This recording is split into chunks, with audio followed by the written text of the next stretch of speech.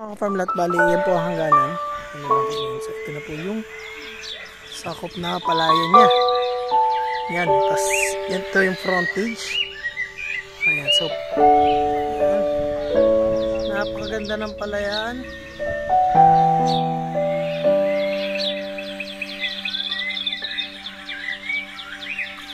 So, malawak din siya mga farmlat. Itong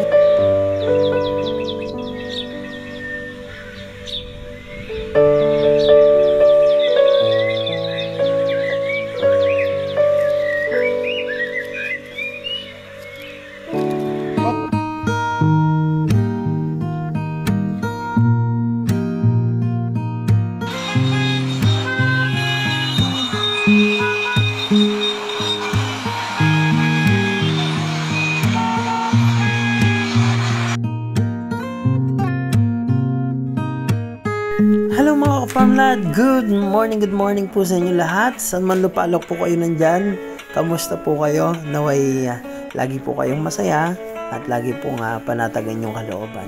Ayun mga ka-farmlad, sa mga oldies po nating mga buyer, ayan, sa lalo po sa mga OFW na nanonood po sa atin, na lagi nakasubaybay at naghahanap ng magandang probinsya. Ayan, nandito po tayo ngayon sa Tagkawayan, Quezon at ipapakita ko po sa inyo ito na namang isang magandang property na tsak na tamang-tama sa mga oldies dahil ito po ay napaka-accessible. Wala pong dadaan ng rough road, lahat cemented kahit sedan yung sasakyan nyo at malapit po sa bayan. Mga 15 minutes drive lang, nasa town proper ka na ng Tagkawayan, Quezon. 200 meters ang frontage sa kalsada, sementado po. At ito po yung property may improvement, may concrete fish pan po yan. Meron pong cemented parking at bilaran ng palay. Meron pong bodega na ng palayan. At may dating bahay po. Yun nga lang nasira po ng bagyo dahil sa lakas ng hangin. Dahil po walang nag-cover ng bundok dahil po palayan po ang nakapaligid. Na po, napaka-ganda po ng ambience ng property dahil nga po palayan. At ang galing po nung nagtatanim, hindi ka maubusan ng palay kasi yung pagtatanim niya sunod-sunod lang, kumbaga every month makaka-harvest po. At yan po yung portion na kung mga oldies po ay mahilig mag-alaga ng hayop or magtanim-tanim, ayan, mayroon po yung portion na agri-land. Ayan. So ito po mga ka-farmlat ay titled na nagkahalaga po ng 2.5 million pesos po. At ito mga ka-farmlat ay napasukat na dahil sa title po ay 3 hectares po lahat pero 2 hectares lang yung binebenta. Ano po? So ayun mga ka-farmlat, tara, i-tripping na po natin ito. Mga ka-farmlat, bali yan po ang hangganan. So ito na po yung sakop na palayan niya. Yan, tas yan to yung frontage. Ayan, so papasok po tayo sa loob.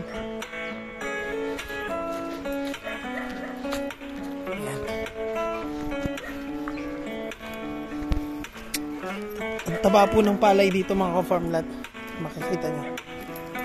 Yan, panalo.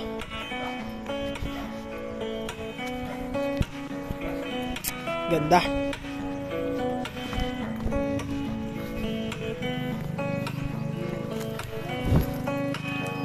Yan. So ito naman po yung farmland na location. Agri-land po ito kung gusto niyo mag-alaga ng baka or magtanim ng mga fruit-bearing trees. Ayan.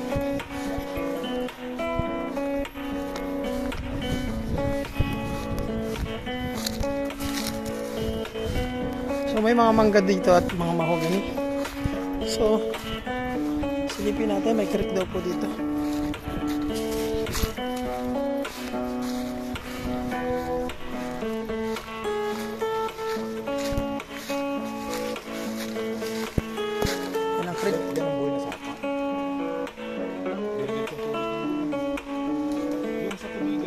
Saan galing ang tubig ng palay?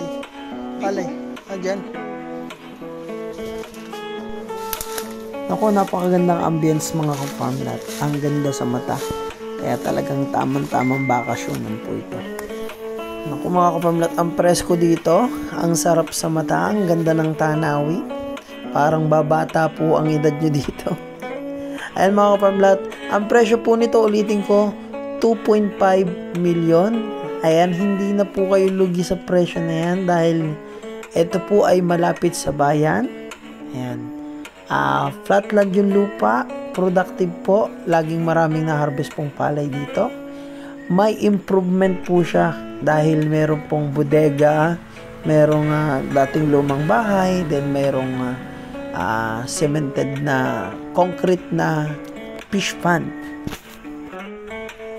Alam mo kapag napakataba ng palay dito.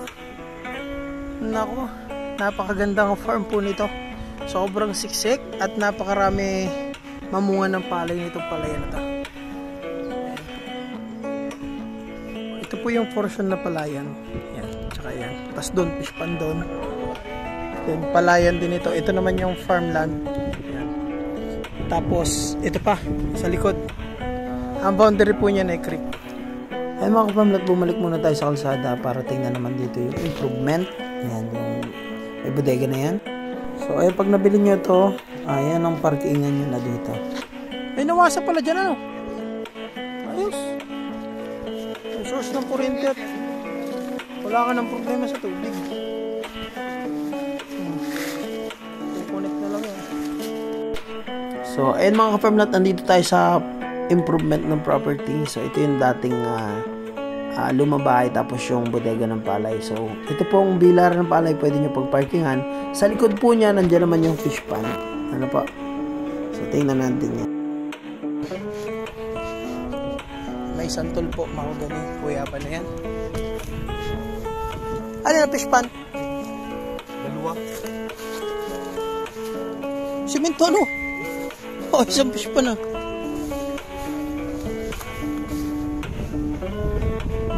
Ayos po ang fish pond nila dito, semento. Ayan, no? Ito, sakop to, palayan na to. Pati yung nyug na yun, sakop yun. Tawa ka no. Ito po yung bodega ng palay.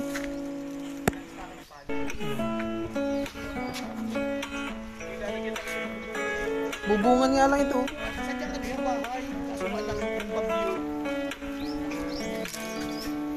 Oh, may papaya na sa lubay. Matanda na kasi yung mula po yan dyan hanggang dun. So, ito po yung frontage na binabaybay natin. Ayan. Ayan lang din po ang source ng kuryente. Napakaganda ng daan. Wala po kayong rough road na dadaanan, puro cemented road. Yan, tapos napakalapit pa sa town proper ng Nagkawayan, Quezon. At napaka-presko po ng lugar dito. Tamang-tama pong bakasyonan sa mga ka-farmlat natin na OFW. Ayan, napaka good looking ng property na to. Ayan. So may bakod na po siya. Ayan po. May bakod. Palayan po yan na may fish pond na merong bahay. Ayan. So ganda ng ambience dito mga ka-farmlat. Panalo to.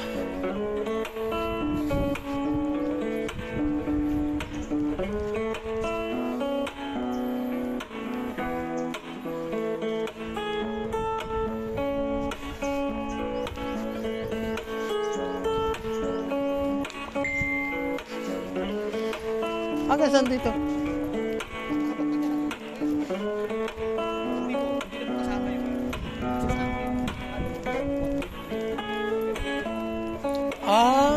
Pahaba yung ano nila.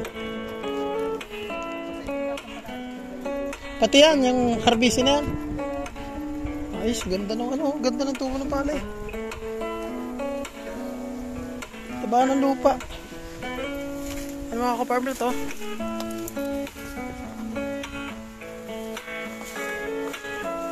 Ng lupa. Ayan mga ka-farmlat, hanggang dito na lang po yung ating video. Ayan, salamat po sa nanood, yung nakarating po hanggang dito sa dulo. And ayan mga ka-farmlat, summarize po, ito po ay 2.5 million na 2 hectares na may improvement na malapit sa bayan, flatland, palayan na may agriland, may fish pond. So ayan mga farmland, hanggang dito na lang po tayo at maraming salamat po. Mag-ingat po lagi. Ayan, hanggang dyan na lang po yung property sa mga tao na yan.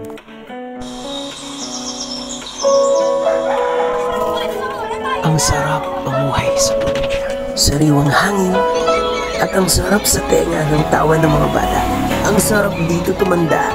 Kaya kung wala ka pang probinsya, handang tumulong ang grupo namin para mahanapan po kayo ng retirement plan, investment farm, ganun din ang bakasyonan. Kaya tara na, dito sa Quezon Province, habang mura pa ang mga lupa. Kaya sa mga nais pong mag-inquire, ayan po ang ating FB account, Facebook page, WhatsApp and Viber. Para sa susunod, kayo naman po ang maservisyoan namin. Maraming salamat po.